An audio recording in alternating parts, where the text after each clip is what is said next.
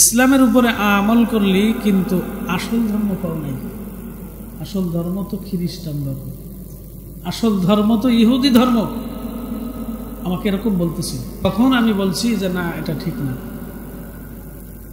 এই ঘটনাটা বলার উদ্দেশ্য হলো, যারা ঈমান এবং আমলের উপর অটল থাকে, অবিচল থাকে, মৃত্যুর সময় আল্লাহ পাক তাদেরকে ঈমানের উপর অটল রাখবেন।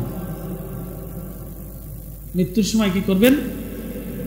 ঈমানের উপর কি অটল রাখবেন। একজন মানুষ সারা জিন্দেগি ভর গুনাহ করছে, ঈমান আনে নাই, কিন্তু মৃত্যুর আগে ঈমান আনছে, তো ব্যক্তি কি মুসলমান? তার জিন্দেগির গুনাহ খাতা সব কি হয়ে গেছে? ডিলিট হয়ে গেছে। একজন মানুষ সারা জিন্দেগি ভর ইবাদত করছে, কিন্তু মৃত্যুর সময় কুফরি করেছে, বেঈমান হয়ে চলে গেছে, ওর জিন্দেগি সব আমল বরবাদ। এই জন্য দুনিয়ার উপরে যদি কেউ ইস্তেকামাতের উপর আমল করে, তো আল্লাহ পাক মউতের সময় তাদেরকে ইস্তেকামত রাখবেন। শুধু তাই নয়, আল্লাহ পাক রব্বুল আলামিন তাদেরকে জান্নাতের সুসংবাদ দিয়েছেন, জাহান্নামের আযাব থেকে তাদেরকে মুক্তির সুসংবাদ দিয়েছেন। রব্বুল আলামিন বলেন, ইন্নাল্লাযীনা ক্বালু রাব্বুনাল্লাহ থুম্মা ইসতাকামু ফালা খাউফুন আলাইহিম ওয়ালা হুম ইয়াহজানুন। যারা আল্লাহকে আল্লাহ বলে স্বীকার করছে এবং এই কথার উপরে অবিচল রয়েছে, তাদের কোনো ভয় নাই, তাদের কোনো চিন্তা নাই। দুনিয়াতেও কোনো ভয় নাই, দুনিয়াতেও কোনো চিন্তা নাই। আখিরাতেও কোনো ভয় নাই, আখিরাতেও কোনো চিন্তা নাই। আল্লাহ পাক বলেন, ইন্নাল্লাযীনা ক্বালু রাব্বুনাল্লাহ সুম্মা ইসতাকামু ফালা খাউফুন আলাইহিম ওয়ালা হুম ইয়াহজানুন উলাইকা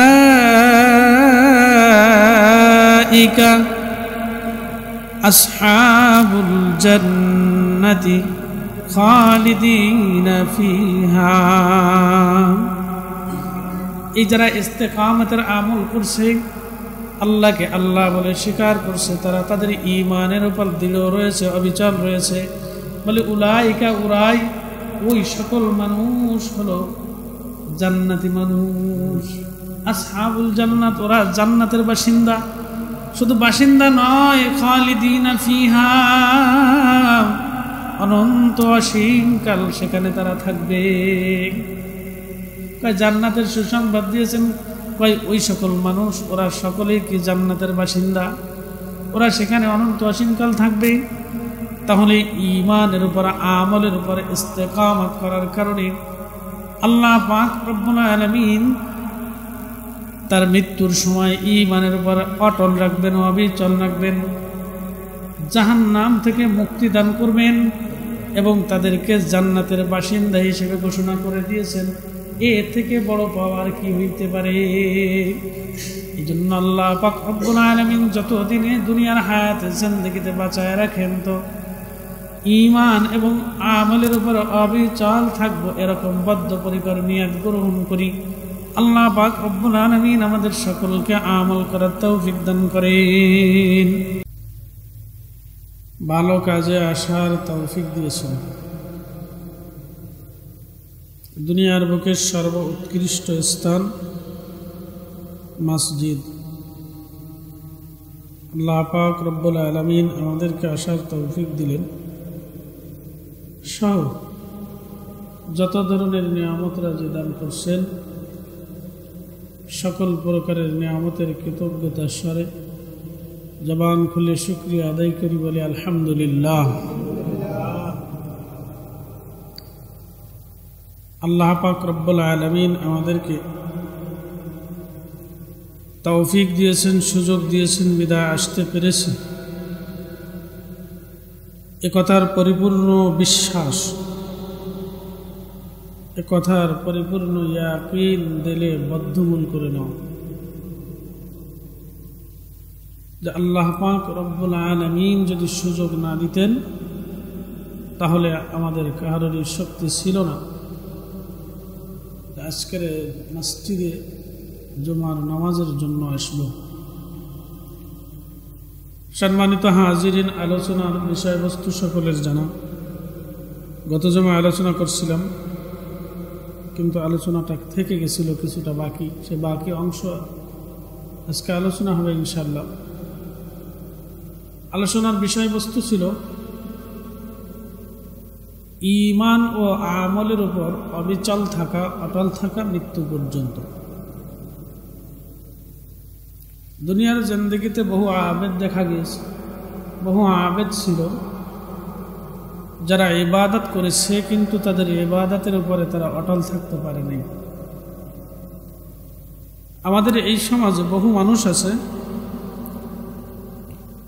যারা নামাজি ছিল, নামাজ পড়তো, কিন্তু নামাজ যে একটা আমল, এই আমলের উপরে সে অবিচল থাকতে পারে নাই, লাইনচ্যুত হয়ে গেছে, এখন আর নামাজ পড়ে না।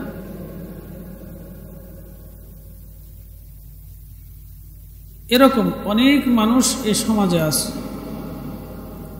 যারা ঈমানদার ছিল, কিন্তু তাদের ঈমান নষ্ট হয়ে গেছে।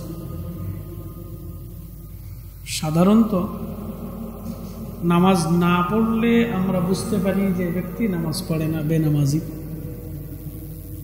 কিছুদিন নামাজ পড়ছে, এখন পড়ে না, এটা আমরা সহজে বুঝতে পারি যে নামাজ পড়ে না।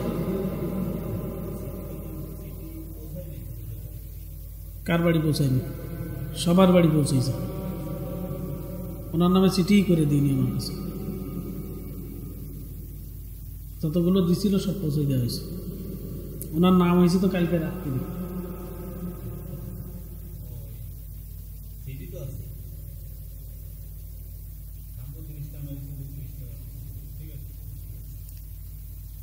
তাহলে একজন মানুষ আগে নামাজ পড়তো, এখন পড়ে না, এটা বোঝা যায় ও আমলের উপরে অটল থাকতে পারিনি, অবিচল থাকতে পারিনি। কিন্তু আগে মুমিন ছিল, এখন ঈমান নাই, এটা বোঝা কঠিন। এ সমাজে অনেক মানুষ আছে, ভালো করে খেয়াল করতে হবে যে আগে ঈমানদার ছিল, ঈমানওয়ালা ছিল, এখন সে ঈমানদার নেই, কিন্তু এটা বোঝা যায় না। এমন কিছু কার্যক্রমের দ্বারা, এমন কিছু কথার দ্বারা, এমন কিছু বিষয়ে সংগঠিত করার কারণে তার ঈমান চলে গেছে, সে নিজেও জানে না। এই বিষয়ের উপরই আলোচনা, ঈমান এবং আমলের উপর, দ্বীনের উপর অটল থাকা, অবিচল থাকা, এর পদ্ধতি কি, আর যদি কোনো ব্যক্তি এর উপরে অটল থাকে তাইলে তার ফায়দা লাভ। গত জমায় আলোচনা হয়েছিল যে ঈমান এবং আমলের উপর যদি অবিচল থাকতে হয় তাইলে কয়েকটা বিষয়ের উপরে আমল করতে হবে, বিশেষ বিশেষ কয়েকটা বিষয়ের উপর আমল করতে হবে।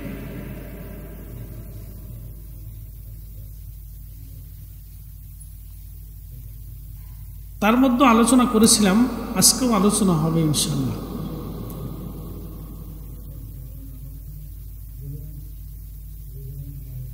এক নম্বরে যেই বিষয়ের উপর সে আমল করবে, সে বিষয়টা হলো পাকাপোক্ত নিয়াত করবে। নিয়াতের উপর কি করবে?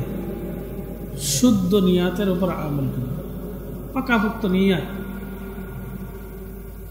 যার নিয়াতের ভিতরে, যার এরাদার ভিতরে, যার ইচ্ছা শক্তির ভিতরে কি থাকবে? সহি থাকবে, শুদ্ধ থাকবে। তো এই পাক্কা এরাদা এবং ইচ্ছার কারণে আমলের উপর, ঈমানের উপর টিকে থাকা সহজ হবে। একথা মনে রাখতে হবে যে একজন মানুষ যদি আমল করে, তার যদি ইচ্ছা শক্তি না থাকে, প্রবল ইচ্ছা শক্তি না থাকে, অর্থাৎ নিয়াত ঠিক না থাকে, তাইলে সে কিছুদিন আমল করবে, এরপরে দেখবেন আস্তে আস্তে সে ব্যাক গিয়ারে চলে গেছে, পিছু হটতেছে। তো আমল থেকে যখন পিছু হাঁটা শুরু হয়, পিছু হাঁটতে হাঁটতে হাঁটতে হাঁটতে এক সময় তার ঈমানও চলে যায়। আমল তো গেছেই, ঈমানও চলে যায়। যেমন একটা গাড়ি যদি উপর দিকে উঠতে থাকে পাহাড়ি রাস্তায়, তো পর্যায়ক্রমে ওর এক্সেলেটার বাড়াইতে হয়। প্রথম ধাপে যে রকম গতিতে উঠত, আস্তে আস্তে যত উপরে উঠবে তত বাড়াইতে হবে, নতুন ওই গাড়ি উঠতে পারবে না। ঈমান এবং আমলের ব্যাপারটাও এরকম,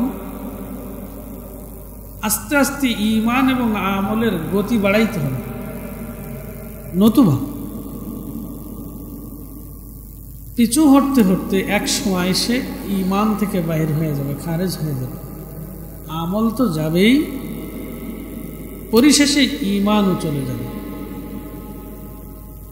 এই জন্য আল্লাহর নবী সাল্লাল্লাহু আলাইহি ওয়াসাল্লাম ইরশাদ করেন, ইন্নামাল আ'মালু বিন্নিয়াত, নিশ্চয়ই প্রত্যেকটা আমল, প্রত্যেকটা কাজ তার নিয়তের উপর নির্ভরশীল। বান্দা আল্লাহ সম্পর্কে যেমন ভাবে আল্লাহ তেমনই। আল্লাহ বলেন, বান্দা আমার সম্পর্কে যেমন ধারণা করে আমি আল্লাহ তেমন। বান্দার দিলের আকাঙ্ক্ষা, দিলের চাহিদা, দিলের নিয়াত যেমন হবে, তদ অনুযায়ী তার আমল হবে। ওয়া ইন্নামা লিইমরিইম মা নাওয়া ফামান কানাত হিজরাতুহু ইলাল্লাহি ওয়া রাসূলিহি ফাহিজরাতুহু ইলাল্লাহি ওয়া রাসূলিহি। কয় যে ব্যক্তির হিজরতটা আল্লাহ এবং আল্লাহর রাসূলের জন্য হবে, তার হিজরতটা আল্লাহ এবং আল্লাহর রাসূলের জন্যই কবুল হবে। মানুষের দিলের ভিতরে যখন নিয়াতে বদ্ধপরিকর থাকবে, প্রবল নিয়াত থাকবে, তো আল্লাহ পাক রব্বুল আলামিন ওই নিয়াতের উপর নির্ভর করে, ওই নিয়াতের ওসিলা করে তার ঈমান এবং আমলের উপর অবিচল থাকার তৌফিক দিবেন। قال الله تبارك وتعالى من يستغني يغنيه الله ومن يستعف يعفه الله ومن يتصبر يصبره الله। বান্দা যদি ইচ্ছা করে, প্রবল ইচ্ছা করে, তার নিয়াতে খুলুসিয়াত পয়দা করে যে সে গুনাহমুক্ত জিন্দেগি গড়বে, তার জিন্দেগির আমলের ভিতরে কোনো গুনাহ থাকবে না, আজ থেকে নিয়ে মৃত্যুর আগ পর্যন্ত যতদিন আল্লাহ পাক হায়াতের ভিতরে বাঁচিয়ে রাখবেন, একদিনও গুনাহ করবে না, তো আল্লাহ পাক ওই বান্দার ওই নিয়াতের উপর নির্ভর করে তাকে গুনাহমুক্ত জিন্দেগি গড়ার তৌফিক দান করবেন। যদি বান্দা বান্দি নিয়াত করে ফেলায়, পাক্কা নিয়াত করে ফেলে, পবিত্র জিন্দেগি গড়ব, জিন্দেগির ভিতরে কোনো গুনাহ থাকবে না, কোনো নাপাকি থাকবে না, শিরিকের নাপাকি থাকবে না, কুফুরের নাপাকি থাকবে না, হারামের নাপাকি থাকবে না, বেদাতের নাপাকি থাকবে না, বেপরদার নাপাকি থাকবে না, ইবাদতের ফাঁকি দেওয়ার নাপাকি থাকবে না, তো আল্লাহ পাক রব্বুল আলামিন তাকে তার ওই প্রবল নিয়তের কারণে পবিত্র জিন্দেগি গড়ার তৌফিক দান করবেন। ঈমান এবং আমলের উপর অবিচল থাকার জন্য দ্বিতীয় আরেকটা বিষয়ের উপর আমল করতে হবে, সেটা হলো আল্লাহ পাকের সাহায্য চাওয়া। আল্লাহ পাকের কাছে একজন মানুষের দুনিয়ার জিন্দেগিতে যতই চেষ্টা করুক, যতই শক্তিধর হোক, যতই টাকাওয়ালা হোক, যতই পয়সাওয়ালা হোক, যতই ব্রেনওয়ালা হোক, আল্লাহ পাক রব্বুল আলামিন যদি তৌফিক না দান করেন, তাইলে তার দ্বারা কোনো কার্যক্রম ঘটানো সম্ভব নয়। এজন্য ঈমান এবং আমলের উপর অবিচল থাকার জন্য আল্লাহ পাকের কাছে দোয়া করা। রব্বুল আলামিন আল্লাহ আমাকে আমার ঈমান এবং আমলের উপর অবিচল রাখো মৃত্যুর আগ পর্যন্ত। আল্লাহ পাক বলেন কি দোয়া করবা, কেমনে দোয়া করবা সেটাও আল্লাহ শিখিয়ে দিয়েছেন। قال الله تبارك وتعالى ربنا لا تزغ قلوبنا بعد إذ هديتنا وهب لنا من لدنك رحمة إنك أنت الوهاب ربنا হে আমাদের প্রতিপালক, আমাদের আল্লাহ, আমাদের প্রভু, হে আমার আল্লাহ, হে আমাদের প্রতিপালক, লা তুজিগ কুলুবানা বা'দা ইয হাদাইতানা, আমাদের দিলের ভিতরে বক্রতা করে দিবেন না, বক্রতা দিবেন না হেদায়াত দান করার পরে। আমাদের দিলের ভিতরে আপনি হেদায়াত দান করছেন, এরপরে আর বক্রতা দান করবেন না,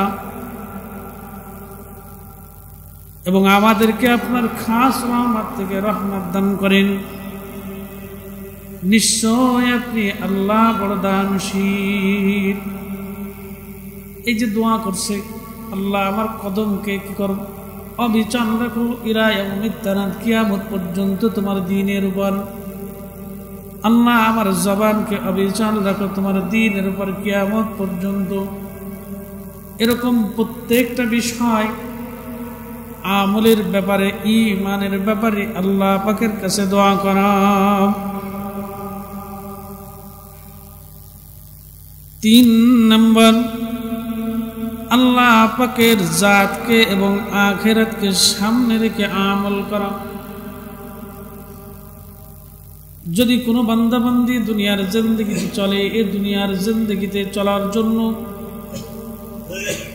সে যদি আল্লাহ পাকের সত্তাকে, আল্লাহ পাককে হাজির নাজির জেনে দুনিয়ার জিন্দেগিতে বিচারণ করে এবং আমল করে, তাইলে তার দ্বারা ঈমান এবং আমলের উপর অটল থাকা, অবিচল থাকা বড় সহজ হয়ে যায়।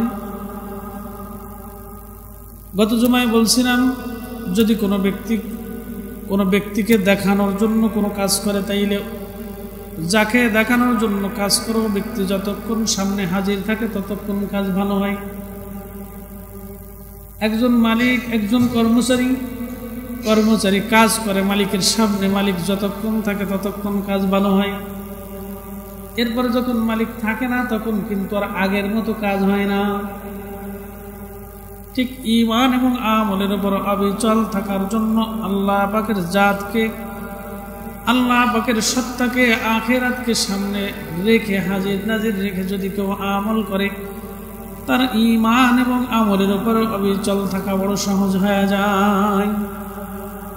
যদি বান্দাবান্দি মনে করে ফাইনামা তুআল্লু ফাসাম্মা ওয়াজহুল্লাহ, আল্লাহ বলেন তুমি যেই দিকে তাকাও, যেই দিকে ফেরো না কেন, তোমার চেহারাকে যেদিকে ফেরাও না কেন, সেই দিকেই আমি আল্লাহ বিরাজমান। অর্থাৎ দুনিয়ার সব জায়গায় আছি, সবখানে আছি। তুই গুনাহ করবি তো আমার চোখ ফাঁকি দিতে পারবি না।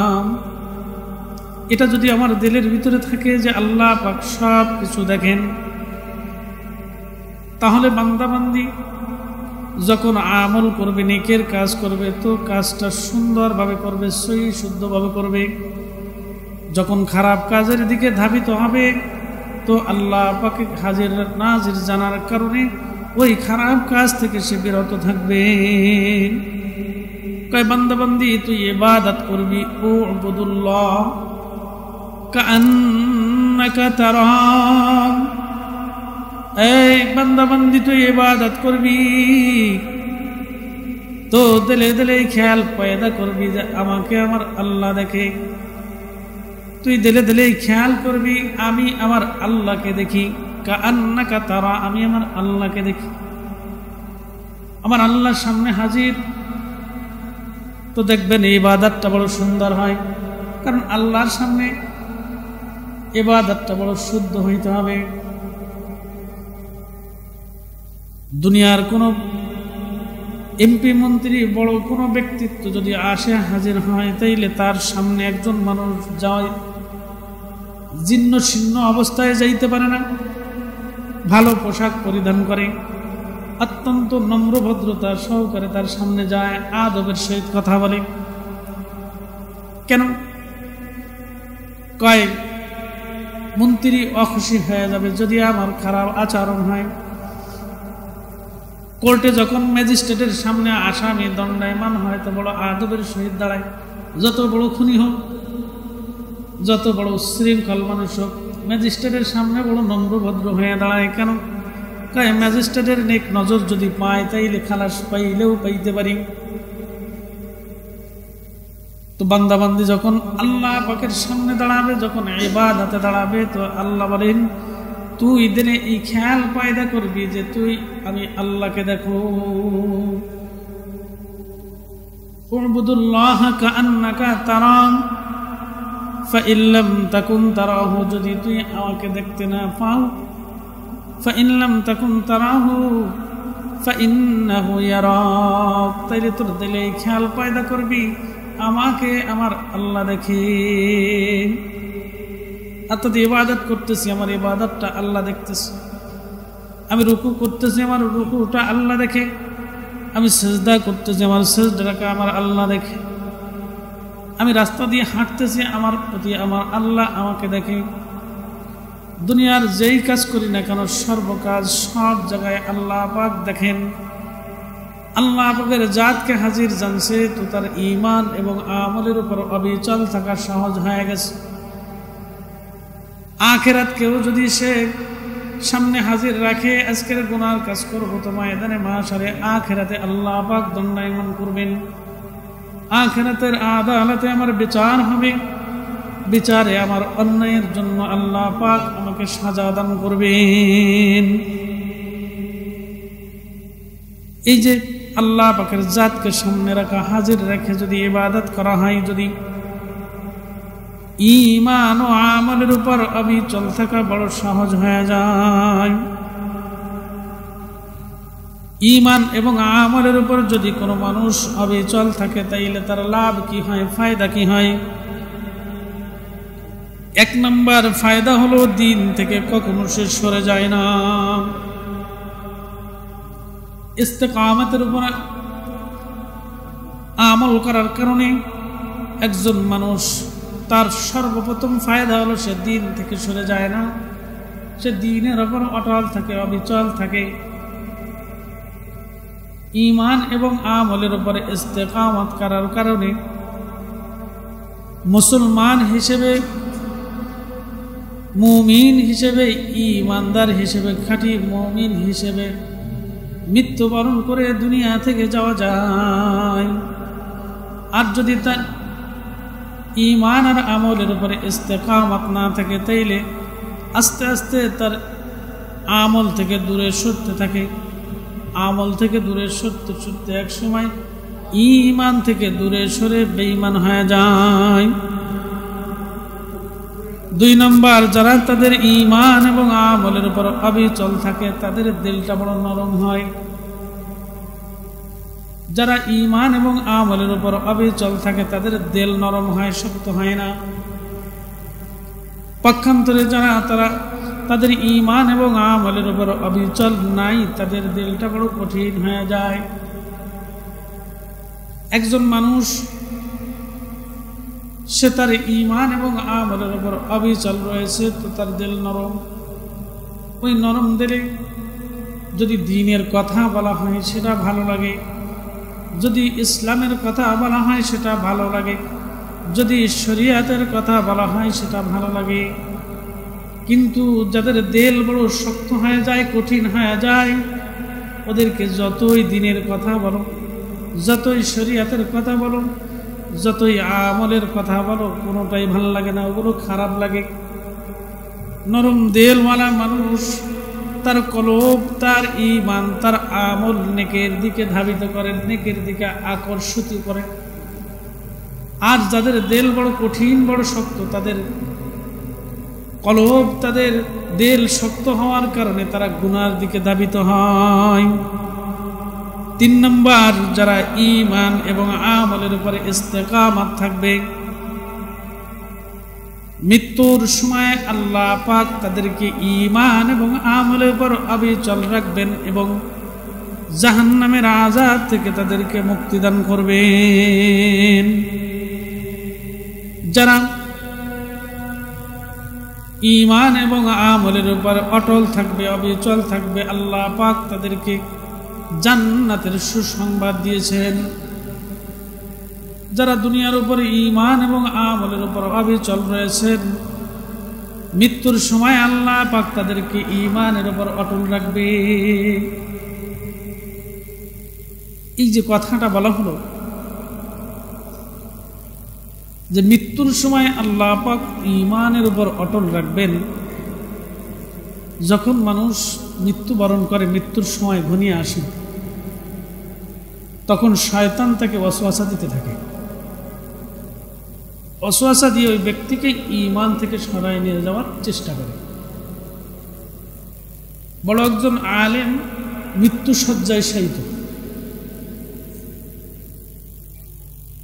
তখন তার পাশে বসে অনেক মানুষ বলতেছে, হুজুর কালেমা পড়েন, লা ইলাহা ইল্লাল্লাহ মুহাম্মাদুর রাসূলুল্লাহ। তো উনি বলতেছে, না এটা ঠিক না, না এটা ঠিক না। তো যখন এই কথা বলছে, তখন মানুষ অবাক হয়ে গেছে যে এত বড় একজন আলেম, তিনি মৃত্যুর সময় কালেমা পড়তে অস্বীকার করলো। মনে হয় তিনি, তার ঈমান নষ্ট হয়ে গেছে। এই আলেমের নাম হলো আল্লামা কুরতুবী রহমাতুল্লাহ আলাইহি। তো মৃত্যুসজ্জায় শায়িত এরকম কথা বলছে, মানুষের ভিতরে বিভিন্ন রকমের মন্তব্য শুরু হয়ে গেছে। একটু পরে যখন একটু স্বাভাবিক হয়েছে, এখনো জীবিত আছে, মৃত্যু হয় নাই, তখন শাগরেদরা জিজ্ঞেস করছে, হুজুর এরকম কথা কেন বললেন? তখন বলতেছে যে শয়তান আমাকে ওয়াসওয়াসা দিতেছিল যে সারা জীবন তো ইসলামের উপরে থাকলি, ইসলামের উপরে আমল করলি, কিন্তু আসল ধর্ম পাও নাই। আসল ধর্ম তো খ্রিস্টান ধর্ম, আসল ধর্ম তো ইহুদি ধর্ম। আমাকে এরকম বলতেছিল। তখন আমি বলছি যে না, এটা ঠিক না। এই ঘটনাটা বলার উদ্দেশ্য হলো, যারা ঈমান এবং আমলের উপর অটল থাকে, অবিচল থাকে, মৃত্যুর সময় আল্লাহ পাক তাদেরকে ঈমানের উপর অটল রাখবেন। মৃত্যুর সময় কি করবেন? ঈমানের উপর কি অটল রাখবেন। একজন মানুষ সারা জিন্দেগি ভর গুনাহ করছে, ঈমান আনে নাই, কিন্তু মৃত্যুর আগে ঈমান আনছে, তো ব্যক্তি কি মুসলমান? তার জিন্দেগির গুনাহ খাতা সব কি হয়ে গেছে? ডিলিট হয়ে গেছে। একজন মানুষ সারা জিন্দেগি ভর ইবাদত করছে, কিন্তু মৃত্যুর সময় কুফরি করেছে, বেঈমান হয়ে চলে গেছে, ওর জিন্দেগি সব আমল বরবাদ। এই জন্য দুনিয়ার উপরে যদি কেউ ইস্তেকামতের উপর আমল করে, তো আল্লাহ পাক মউতের সময় তাদেরকে ইস্তেকামত রাখবেন। শুধু তাই নয়, আল্লাহ পাক রব্বুল আলামিন তাদেরকে জান্নাতের সুসংবাদ দিয়েছেন, জাহান্নামের আযাব থেকে তাদেরকে মুক্তির সুসংবাদ দিয়েছেন। রব্বুল আলামিন বলেন, ইন্নাল্লাযীনা ক্বালু রাব্বুনাল্লাহ থুম্মা ইসতাকামু ফালা খাউফুন আলাইহিম ওয়ালা হুম ইয়াহজানুন।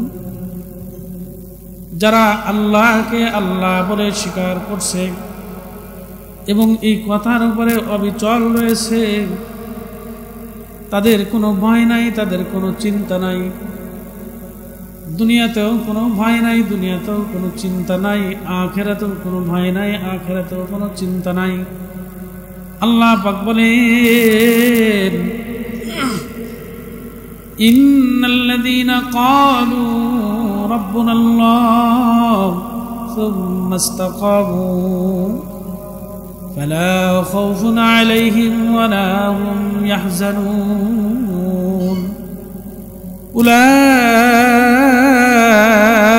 উলাইকা আসহাবুল জান্নাতি খালিদিনা ফিহা।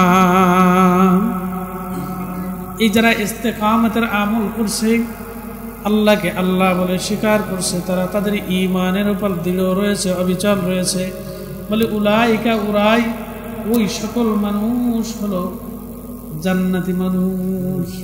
আসহাবুল জান্নাত ওরা জান্নাতের বাসিন্দা, শুধু বাসিন্দা নয়, খালিদিনা ফিহা অনন্ত অসীমকাল সেখানে তারা থাকবে। জান্নাতের সুসংবাদ দিয়েছেন ওই সকল মানুষ, ওরা সকলেই কি জান্নাতের বাসিন্দা, ওরা সেখানে অনন্ত অসীমকাল থাকবে। তাহলে ঈমানের উপর আমলের উপর ইস্তেকামত করার কারণে আল্লাহ পাক রব্বুল আলামিন তার মৃত্যুর সময় ঈমানের উপর অটল রাখবেন, অবিচল রাখবেন, জাহান্নাম থেকে মুক্তি দান করবেন এবং তাদেরকে জান্নাতের বাসিন্দা হিসেবে ঘোষণা করে দিয়েছেন। এর থেকে বড় পাওয়ার কি হইতে পারে? এই জন্য আল্লাহ পাক রব্বুল আলামিন যতদিনে দুনিয়ার হায়াতে জিন্দেগিতে বাঁচায় রাখেন, তো ঈমান এবং আমলের উপর অবিচল থাকবো এরকম বদ্ধপরিকর নিয়ত গ্রহণ করি। আল্লাহ পাক রব্বুল আলামিন আমাদের সকলকে আমল করার তৌফিক দান করেন।